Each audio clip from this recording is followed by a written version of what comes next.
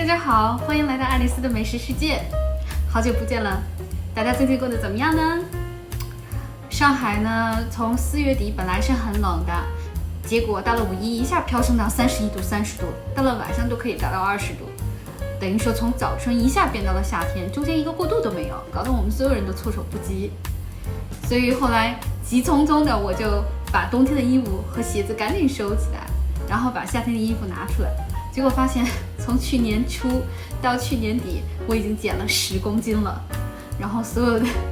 很多的衣服裤子啊其实都穿不了了，然后又赶上5一黄金周赶紧去买衣服去，然后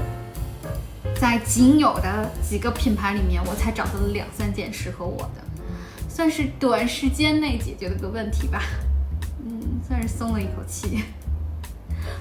那我不知道大家5一过后最近心情如何呢？老实说，我在4月中旬的时候被医院诊断出了中度的焦虑和抑郁症。那有2个星期就感觉自己真的就是对生活失去了热情，做什么也没有兴趣，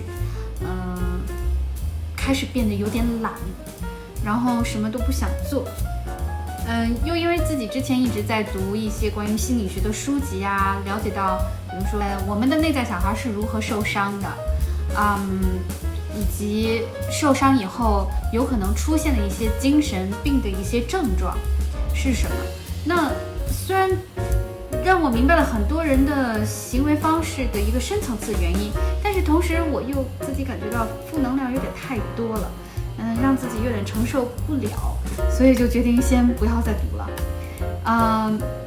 因为自己平常的时候，正常情况下是一个非常乐观啊、积极、活泼啊，对生活充满了热情、热爱的一个人。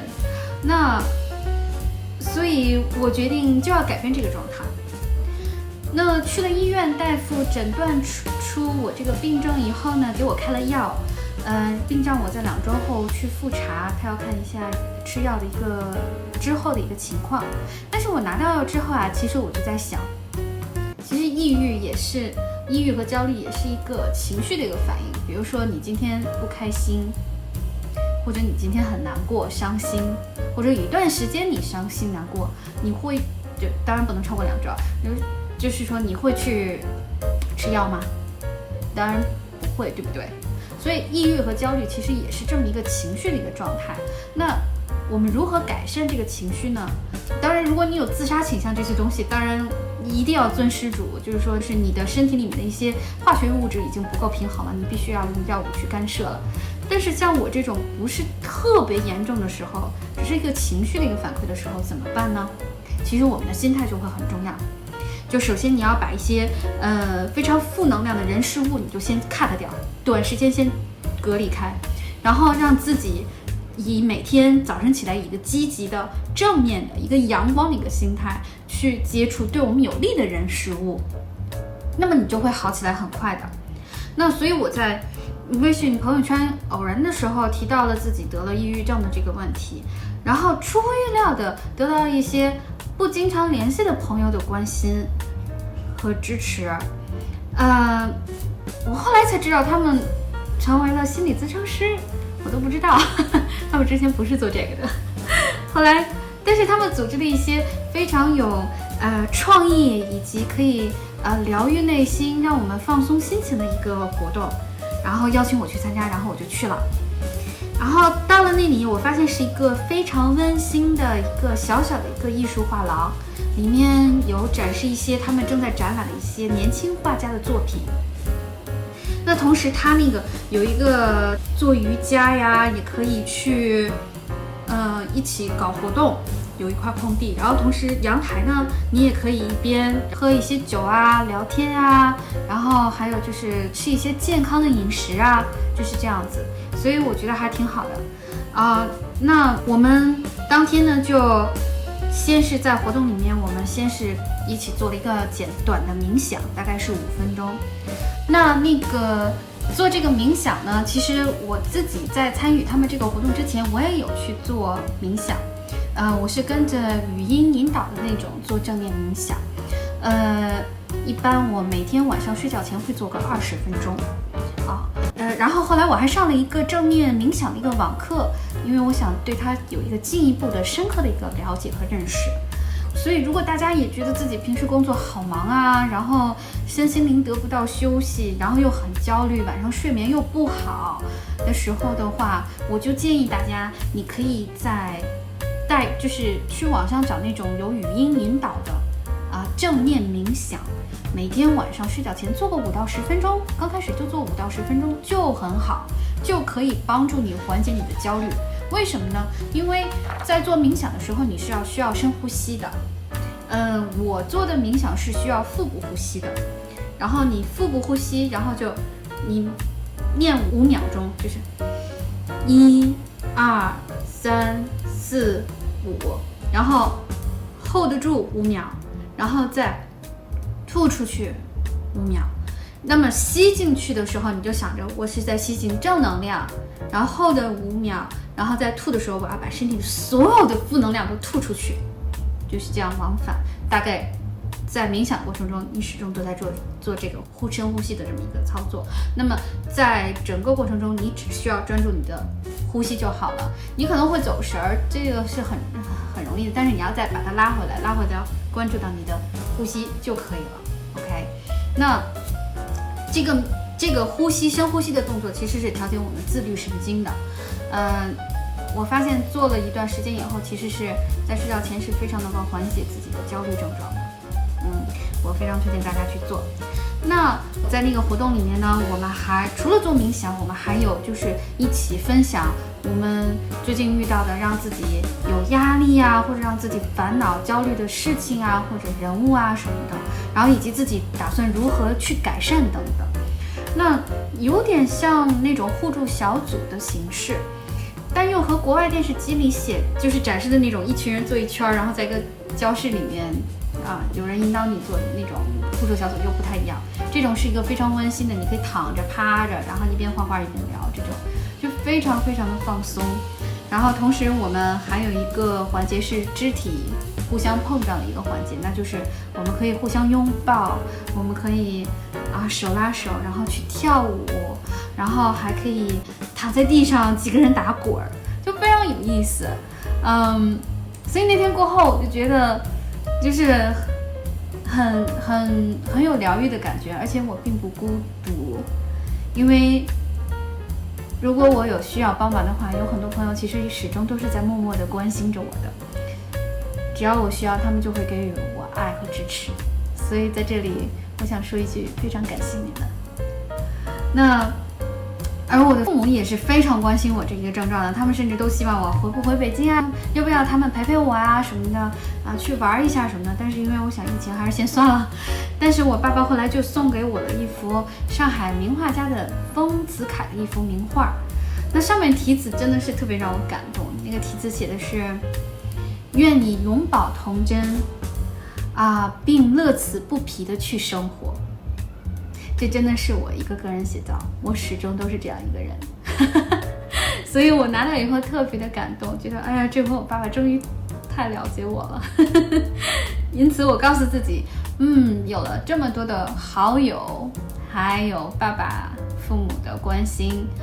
我就要更加努力的去把自己的这么一个抑郁的状态调整好。那后来我又参加了一些我的好闺蜜邀请我的一些其他的活动，然后在这些活动里面，我又认识了一些和我们出生背景完全不同的人。那他们有一些是瑞典人、法国人、葡萄牙人、韩国人当然还有中国的朋友了。那后来我们会针对一些自己的经历或者过往的经历或者现在的一些好玩的人事物然后进行一些讨论。然后我后来就发现这些人都是挺有底蕴的一些人，也因为背景不一样吧，所以大家在看待事物的时候的那个观点都是非常不一样的切入点也很不同。那然后让我觉得就非常有意思，因为你知道这个世界上本来每一个人就是不同的，那又因为出生背景的环境不一样，大环境不一样，思维方式不一样，所以就是在看待同一个问题上的时候，你会发现大家有很多不同的角度，这样这个事情就变得非常有意思。所以这也是为什么我其实对人很感兴趣的一个原因。而且你想想看啊，就是因为这些不一样，才会让你的生活、这个社会、这个世界就会有那么多的精彩，不是吗？那如果要是大家都是统一的意见，这个社会该有多无聊，我难以想象。那在4月底到5月初这段时间呢，除了我在疗愈自己，并且帮助我的先生一起创业之外呢，我还有另一个好闺蜜推荐了我一些很有启发性的对身心灵成长的非常好的书。那在这里我也推荐给大家哦，一本就是张德芬的《遇见未知的自己》。这本书我还没有读完，但因为这本书我觉得需要慢慢的去揣摩它里面的内容，包括我是谁，我们真正了解自己吗？还有另一本书呢，是我自己读的，叫施琪佳写的《疗愈你的内在小孩》。那这本书呢，我个人认为就是写得很好的地方在于说，它是告诉你的内在小孩是哪块受伤的，会引起你一些哪些的情感伤痛，需要你疗愈的部分需要注意到。因为我们在很多时候在遇到一些人事物之所以有一些激烈的情绪反应，其实都是因为我们的内在小孩在这一部分是受伤的。 OK， 那然后还有一个就是我闺蜜推荐的一个萨古鲁，一个印度的瑜伽身心灵大师，他有一个微信公众号，我推荐大家去搜索一下他的一些文章，我觉得也是非常好的，让你有一个豁然开朗的感觉。那配合你做瑜伽呀，然后运动啊，就抑郁症的情况就会越来越好。所以大家你看，我现在这种还像个抑郁症的人吗？除了我有参加这个一些社交的活动包括英国的心理咨商师为我进行疗愈啊，然后我自己读书啊，还有就是我给自己留了很多独处的时间。我认为自己你每天如果能够给自己留一些独处的时间是非常非常重要的，因为在独处的时间里面，你可以去我现在有写哦，就是回顾一些过去出现在你人生里的一些人以及发生的事情。因为当我读了心理学的这些书以后，然后再反思过去发生的一些事情以及人的一些行为方式的时候，我会有一个不一样的感触，然后我发现也了解了自己另外的一面。那如果当初我有学习到一些心理学的知识的话，我想我当时在处理一些对人以及对事的一些做法上，我会处理得更好。但是当时太年轻了嘛，就想不到这些，对吧？那因为有些人就是后来就是通过我读《疗愈你的内在小孩》这部书，我发现有些人其实是他在很小的时候，比如说最小可以在1到3个月的时候，孩子还是 baby 的时候，你就已经让你的内在小孩受伤了，他就没有被照顾得很好，然后导致他的大脑的生理结构就跟我们就是不是很一样，所以造成他没有共情能力，也就是无法设身处地的为别人着想，然后对于事情的是非也好，在他们眼里也是无法判断的，然后他们自然也会对客观事实进行一个扭曲，从而来打压你啊，攻击你啊，把错误和责任都推卸给你啊，以前我不懂，我只是单纯的认为这些人是比较自私的，那我会对不公平的事情呢，就会有一个比较激烈的一个反应。但是如果现在的话，我就会采用无视的态度去对待他们，而不再有任何情绪，因为你知道对方从生理的大脑结构上来讲，就没有能力做到共情，就是 incapable， 然后他们扭曲事实就一定会发生啊。然后那对于这些人来说，无论是什么场合，他们必须要赢，因为他们不赢的话，他们感觉自己就要死掉了。那所以他们幼稚不成熟就太正常了，不是吗？那我们作为一个相对来说正常的普通人来讲，你会和这样的人去计较吗？你会去和这样的人争论吗？当然就不会了，因为你也就不会有情绪了，因为你知道对方没有能力去做到这件事情。那我们如何处理呢？这种情况，那就最好的方式就是你把关注点放回到自己身上吧，因为你改变不了对方。有些人格障碍都是心理学家都说改变不了，很难改变的。那心理学家就说，你最好遇到这种人就远离吧。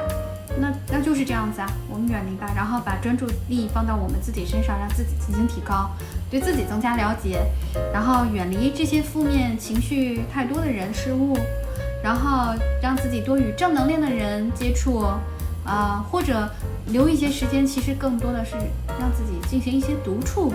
然后找回我们内心的一个平静。我觉得这个就是最好的。那另一方面，健康的饮食对于维护我们的身心灵健康也是非常重要的。所以今天我要教大家一道我自己改编的一个生酮的西班牙沙拉。那我不知道大家对于生酮饮食有多少了解？中国关于生酮饮食的这方面的知识其实是比较少的。我最初了解到的时候，是因为我瑞典的婆婆，她在瑞典是高级的护士，她推荐这个生酮饮食的理念给我的，然后再加上我在网上做了一些关于生酮饮食以及断食的这方面的一些消息的那个搜索，然后我就开始去配合生酮饮食和断食，一段时间来用这种方式来食用，然后我就发现它不仅可以减肥，而且对于你的身体的各项器官的正常运转是非常管用的。尤其是比如说你有脂肪肝，你肚子比较大呀什么的，就是内脏脂肪比较厚的话，然后包括你的心血管啊什么的这些方面都是维持它的健康运转。那有些人可能会说，但是我有运动啊，我有去跑步啊、游泳啊、什么瑜伽呀、健身啊等等。我觉得这些也是非常好的，尤其是你如果抑郁啊，然后还有就是焦虑的话，运动其实是非常非常能够帮助我们调节自己的身心灵的。但是可能有些朋友会说，那即便我运动了，我的肚子还是有点大，怎么减都减不下去，那就是因为吃没吃对。那一般遇到这种情况下的话呢，我会推荐你去吃生酮饮食以及断食这么一个搭配的一个方式来结合着来吃，就可以解决这个问题。那因为今天时间有限，我大概只是先告诉大家这么一个生酮饮食一个理念，就是低碳水，无糖，高脂肪，高蛋白质。基本上我们就不会使用有白糖的东西了，所以你在买东西时要看一下配料表，不要有白糖。然后还有就是白米、白面这种精粮都不会吃了，取而代之的是什么呢？是新鲜蔬菜，尤其是绿色蔬菜带叶子的，然后紫色的蔬菜什么的，然后高蛋白质的东西，肉类，然后还有就是奶油奶酪，还有是杏仁粉。椰子粉，橄榄油、亚麻籽，奇亚籽，牛油果油，还有就是椰子油都可以。那今天呢，我就教大家这个我改编的生酮饮食的这么一个西班牙沙拉。那现在我们开始吧。今天我们需要的食材有少许芝麻菜和5个番茄樱桃，少许紫甘蓝。橄榄油浸的吞拿鱼1罐，水煮西兰花少许，袋装即食蔬菜沙拉1包，125克内，无糖核桃仁1小袋，即食牛油果1个或者半个，1个鸡蛋，3小瓣蒜。今天我们要用的调料有来自西班牙的橄榄油，其中有 extra virgin 也就是初榨橄榄油，来自意大利的黑醋。又叫 balsamic vinegar， 一般选自蒙大拿地区就可以了。可以研磨的黑胡椒，以及可以研磨的海盐。用到的工具有压蒜器、大勺、一个大的沙拉碗，以及切菜刀和切菜板。现在让我来操作吧。首先，我们把一整袋蔬菜沙拉放入一个大的沙拉碗里面，鸡蛋像这样子切成几瓣，放入之前少许用水煮过的1分钟的西兰花，切一些紫甘蓝放在沙拉里面。我们把樱桃小番茄挑出来，把芝麻菜放入沙拉里面。樱桃小番茄像这样子切成几瓣。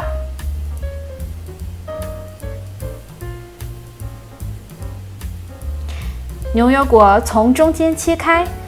并用一把大勺子把果肉给挖出来以后，用刀子切成这样。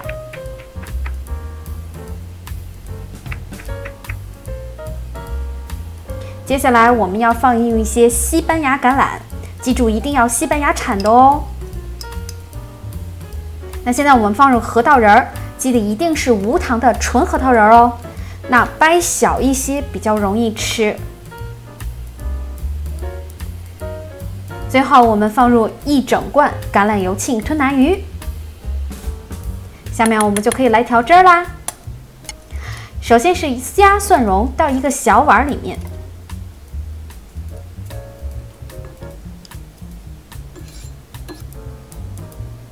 放入少许海盐，研磨少许黑胡椒。接下来重点来喽！一份美味的意大利油醋猪的做法呢，就是1份醋配2份橄榄油，或者2份醋配4到5份橄榄油。具体用哪种配比呢，取决于你的沙拉的多少。那么用一把大勺把所有调料搅拌均匀后，像这样子拎入蔬菜沙拉里面。